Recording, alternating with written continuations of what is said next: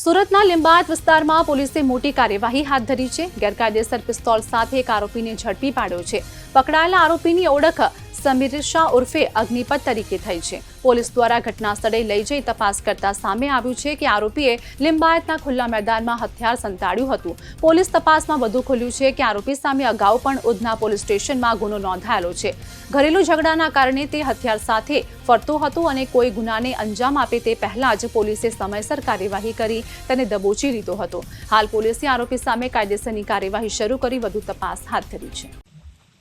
આજરોજ સવારે વહેલા 5 વાગ્યો લિંબાયત નાઇટ પોલીસ પેટ્રોલિંગની ટીમને એક બાતમી મળેલ કે એક ઇસમ પોતાના કમરના ભાગે કોઈ હથિયાર લઈ અને લિંબાયત વિસ્તારની અંદર ફટાફેરા મારી રહ્યો છે। જે માહિતીના આધારે લિંબાયત પોલીસ દ્વારા આરોપી પકડ કરવામાં આવી। ધરપકડ દરમિયાન એની પાસેથી એક હથિયાર કબજે કરવામાં આવ્યું। રાત્રિનો સમય દરમિયાન હતો તો હથિયારમાં કોઈ રાઉન્ડ મળ્યો નહીં, તેથી હાલ રિકાર્ડ પંચનામું એટલા માટે કરવામાં આવ્યું કે રાત્રે દરમિયાન કોઈ રાઉન્ડ અગર અહીં મળી આવે તેની તપાસ માટે આરોપીને લાવવામાં આવેલો। આરોપીનું નામ છે સમીર શાહ રાશિદ શાહ, જે ગુનાજન પાટિયા બાપુનગર બોરડી ખાતેનો રહીશ છે। પ્રાથમિક પૂછપરછ દરમિયાન એવું જણાવ્યું છે કે જે આરોપીની છે કંપની અહીંયા લિંબાયત વિસ્તારમાં રહે છે।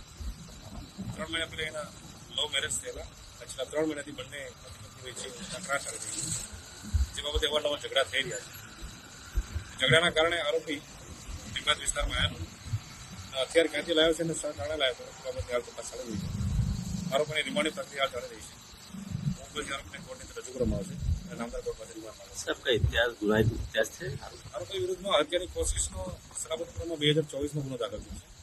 ત્યારબાદ અવારનવાર 135 સિટી એક્ટના ગુના આરોપી વિરુદ્ધ દાખલ થયેલા છે અને આરોપી હથિયાર રાખવાની ટેવ વાળો છે એવું કહી શકાય।